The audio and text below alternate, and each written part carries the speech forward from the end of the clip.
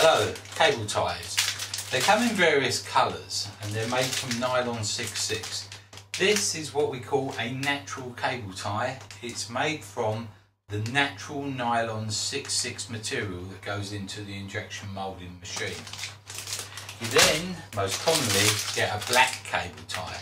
Black cable ties have an added dye into the natural mould and are more resilient to sunlight. Then we get various coloured cable ties.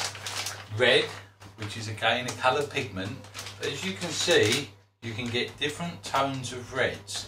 So if you're looking for a coloured cable tie and you want various sizes for one project, always insist that the cable ties come from the same source of manufacturer so you don't get variants like these. This is red. As you can see, you get a variance in yellows, also a variance in greens, and then a variance in blues. The blues normally are the closest matched between all coloured cable ties.